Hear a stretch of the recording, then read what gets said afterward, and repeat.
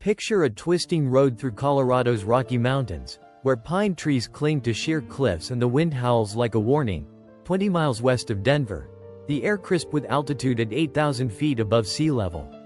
It's August 2025, and the $1 Million Highway, a narrow ribbon of asphalt snaking 50 miles from AITA to Silverton, gleams under a setting sun, its guardrails the only barrier between drivers and a 100-foot drop to jagged rocks below. In a silver SUV, three friends, Sophia Reed, a 30-year-old teacher with a gentle smile and a hidden resentment, her best friend, Ava Lane, a 29-year-old artist with a free spirit and a wandering heart, and Sophia's fiancé, Lucas Hale, a 32-year-old engineer with a charming laugh and a wandering eye, stop at a scenic overlook, 200 feet from the road, to capture the sunset's orange glow on the peaks. Laughter echoes 100 feet across the gorge as they pose for photos, but tension simmers beneath. At dusk, as the sky darkens, a scream pierces the air. Ava tumbles over the cliff's edge, plummeting 100 feet into the abyss. Sophia, tears streaming 50 feet from the drop, tells San Juan County sheriffs, stationed 15 miles away in Silverton, it was an accident. Ava slipped on loose gravel while leaning for a photo. But a hiker, 300 feet below on a trail, hears the push and calls in a tip, leading deputies to the site. Police helicopters, their rotors thumping 500 feet above, circle the cliff, spotlights sweeping the gorge, while divers 10 miles away in Durango prepare to search the riverbed. Sophia's story unravels when detectives, 20 miles from the scene in a precinct, find a bloodied rock 50 feet down the cliff and a notebook in the SUV, 200 feet from the overlook, with Sophia's handwriting. Ava's taking him. She has to go. This scenic road trip turned deadly with one push. Was it an accident or cold-blooded murder? Would you forgive a friend's betrayal or seek revenge? Tell us in the comments, and let's dive into this Colorado nightmare. Sophia Reed was the picture of stability in Denver, 70 miles from the $1 Million Highway, her classroom 5 miles from downtown filled with eager students, her gentle demeanor hiding a storm of insecurity. At 5 feet 5 inches, with dark curls and a warm voice, she'd met Lucas at a coffee shop 3 miles away, their relationship blossoming over hikes and weekend getaways. Ava Lane, Sophia's best friend since college 10 miles from Denver, was the wild card, a free-spirited artist whose paintings sold in galleries 2 miles from Sophia's school, her laugh infectious but her loyalty questionable. Lucas Hale, 5 feet 11 inches with a boyish grin, worked as an engineer 8 miles away in Boulder, his charm drawing both women, though he proposed to Sophia 6 months ago at a picnic 20 miles from the city. The road trip was meant to celebrate their engagement, but whispers of Ava's flirtations with Lucas, seen at a bar 5 miles from Ava's studio, had Sophia seething. Neighbors in their Denver apartment complex, 3 miles from Sophia's school, noticed her mood souring, arguments with Lucas over texts from Ava, overheard 10 feet from their balcony.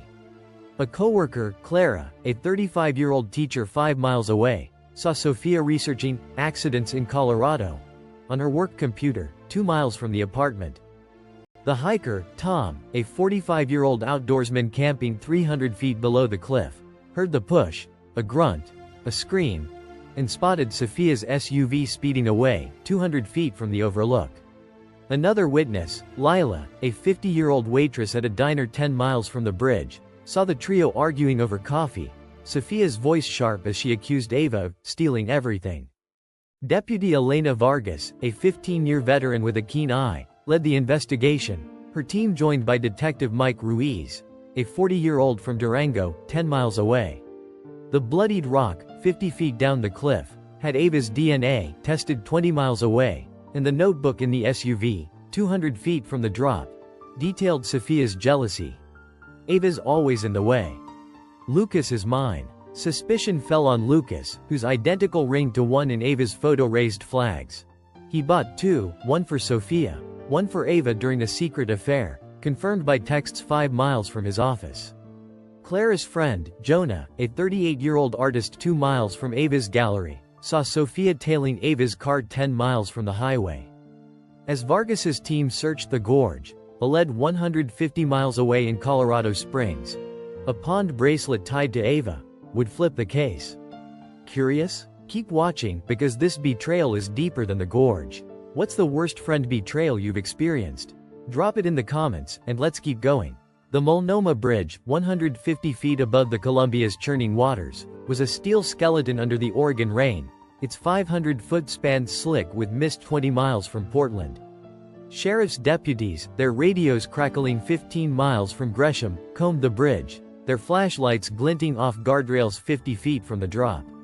Police divers, 10 miles from Portland, hauled Tessa's red sedan from 100 feet underwater, its frame crumpled, its interior soaked. The cracked phone, found 3 feet from the driver's seat, held Tessa's last text to Nora. "Meet me at the bridge. We settle this." The torn photo, showing Tessa and Ryan laughing at a brewery 10 miles away, was stained with blood from the scarf, confirmed as Tessa's 15 miles away. Deputy Klein, standing 5 feet 7 inches with a voice like gravel, grilled Nora in a precinct 15 miles away, her parka dripping rain. Detective Ruiz, reviewing footage from a bridge camera 200 feet away, saw Nora's SUV nudge Tessa's car toward the edge at 2 a.m.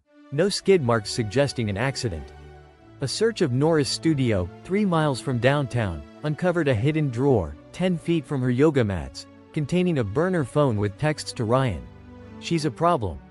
Handle it." Ryan, questioned 10 miles away, admitted to texting Tessa but swore it was platonic, his brewery logs showing her visits 5 miles from Nora's studio. Klein's team questioned Hank, the trucker, who saw a second figure, a man, near Nora's SUV, 50 feet from the bridge, his face hidden in a hoodie. Lila, the librarian, recalled Nora's rage at the diner, 10 miles away, when Tessa mentioned Ryan.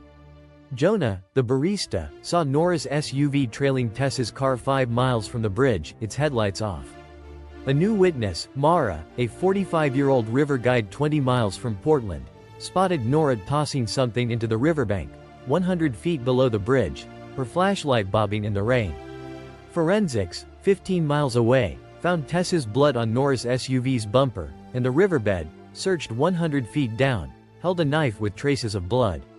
Ryan's employee, Cole, a 28-year-old brewer 10 miles away, saw Nora plant the scarf in Tessa's car, 5 miles from the bridge, before the push.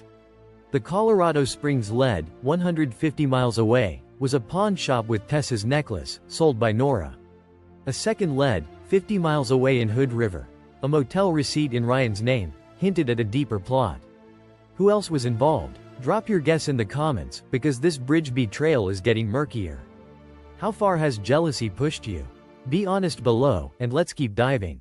The Colorado Springs lead, 150 miles from Portland, was a pawn shop 5 miles from downtown, where Tessa's necklace, a silver chain with a heart pendant, was sold days after the crash, Nora's signature on the receipt. Deputy Klein and Detective Ruiz, 15 miles from Gresham, laid out the case. The car, phone, photo, scarf, knife, bumper paint, burner phone, necklace. Nora, cuffed 50 feet from the bridge, broke, her voice trembling. "I thought she was in the car." She'd confronted Tessa at a riverbank lot, 100 feet below the bridge, over Ryan, 20 miles from Portland. A fight turned violent. Nora stabbed Tessa with the knife, believing she'd killed her, and hid her body in a shed 5 miles away, planning to dispose of it later. Panicked, she pushed Tessa's empty car off the 150-foot drop, 50 feet from the guardrail, to stage an accident. Divers, 100 feet underwater, found no body, confirming Tessa wasn't in the car. The shed, searched 5 miles away, held Tessa's body, her death ruled a stab wound, tested 15 miles away. Cole, Nora's accomplice, admitted helping move the car, 50 feet from the bridge, for $5,000, thinking it was a prank, questioned 10 miles away. Mara's sighting of the knife toss, 100 feet below, and Lila's call log sealed Nora's guilt. Hank's sighting of the hooded man pointed to Cole, whose hoodie matched, seen 50 feet from the bridge. Ryan, unaware of the murder, had argued with Nora in Hood River, 50 miles away, over her paranoia. Nora's arrest for murder and evidence tampering shocked Portland, her mugshot in tabloids, bridge of betrayal, and jealousy's deadly drop. Tessa's family, 10 miles away, started a memorial fund. This fictional tale, inspired by jealousy-driven crimes, warns that envy can push you over the edge. How far would jealousy drive you? Be honest below, and if this chilled you, smash that like, subscribe, and share. More confessions are coming to shake you.